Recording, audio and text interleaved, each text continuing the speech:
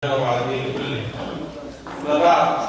inshallah, we'll continue our discussion about the qualities of the believers, the qualities of Muslims, akhlaq al-Muslimin. So the quality of tonight, to be a Muslim, you have to be a true Muslim. تستسلم لله, to submit to Allah subhanahu wa ta'ala, to be a true servant. And by this we mean that if Allah subhanahu wa ta'ala tells you to go to the right, you go to the right, because it is the right thing for you. But if He tells you to go to the right and you go to the left, how can you be a true Muslim in this case? And also part of this is to always be happy and content with the qadr of Allah subhanahu wa ta'ala. Because how can you be a true servant of Allah and you are always protesting the qadr of Allah subhanahu wa ta'ala? If He takes something from you, you're always protesting. You're always protesting that He's not giving you just like He gave other people. So this is the meaning of istislam to Allah subhanahu wa ta'ala. وَمِنْهُ فَلَمَّا أَسْلَمَ وَتَلَّهُ لِلْجَبِينِ. In the story of Ibrahim alayhi salam, when they fully submitted themselves to Allah subhanahu wa ta'ala. The problem with a lot of people is they are not happy with fellow Allah subhanahu wa ta'ala. They are not true servants, or this is what they think. So they always live in denial. So if you ask someone, and this happens to us every day, if you ask someone who's young, little kid with a soccer ball, what do you want in life? They say, oh, we want to grow old so we can have a lot of money, a car, and a house, and a wife, and all these things.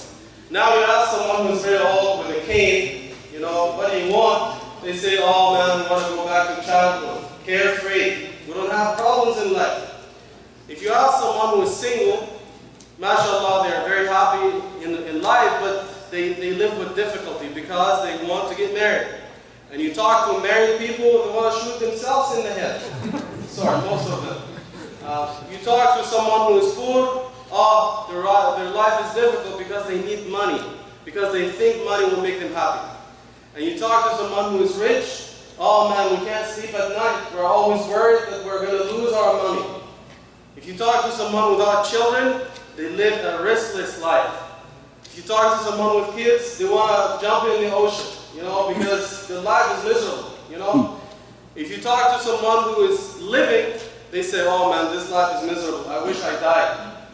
The first thing that the people will say when they go to the grave, رَبِّ ارْجِعُونِ لَعَلِّي أَعْمَلُ صَالِحًا. The first thing they will say, oh Allah, I want to go back to life because, you know, I can't. I want to go back to life, clean the mess, mend my ways, and all these things.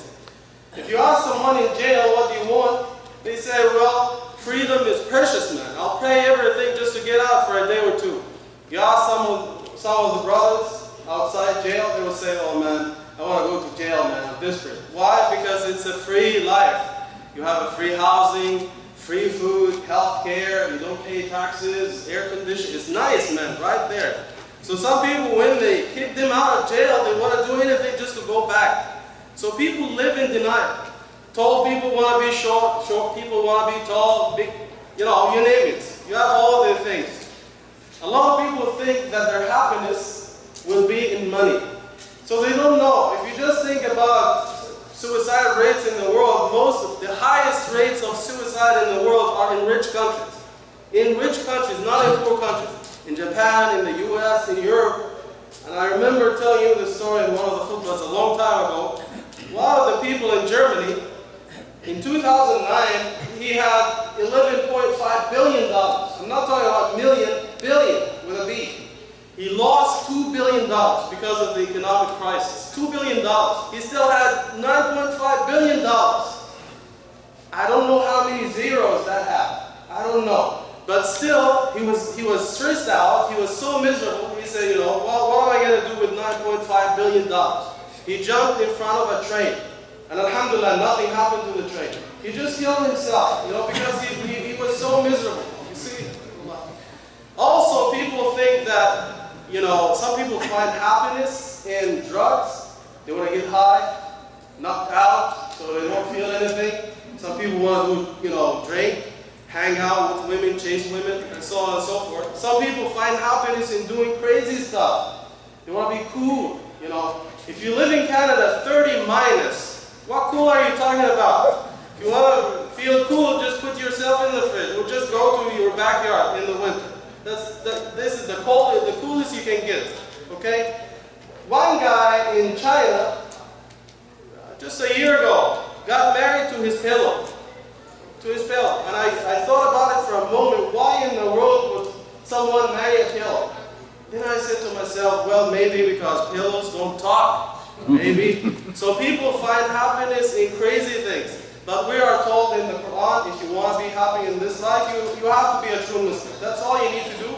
Submit yourself fully to Allah subhanahu wa ta'ala. Do what is right and avoid what is wrong. So Allah subhanahu wa ta'ala gives you the solution in the Quran. من عمل صالحا من ذكر أو أنثى وهو مؤمن فلنحيينه حياة طيبة. Whoever does good deeds, righteous deeds, and this person has faith, he is a believer, whether this person is a male or a female, he or she, then Allah subhanahu wa ta'ala will make them live a happy life. So Allah subhanahu wa ta'ala gives you the key to happiness in the Quran. Maybe we'll continue tomorrow, inshallah. The question for last night was, there are 10 ayat in the Quran that will protect you from the Dajjal, and the answer is either the first 10 ayat of Surah Al-Kahf or the last 10. There are authentic hadith in support of both, and the winner is Sister Bilqis Abdul Gash. Anyone? Khalas, inshallah, I'll give her the prize for the Salat al-Tarawih. The question for tonight, what is the shortest ayah in the Quran? The shortest ayah in the Quran. So you can check Sheikh Google, you can research it. Believe me, 99% of you will get it wrong. Okay? So I'm warning you. So make sure, inshallah, I get the right answer. My email is always imammustafa@gmail.com.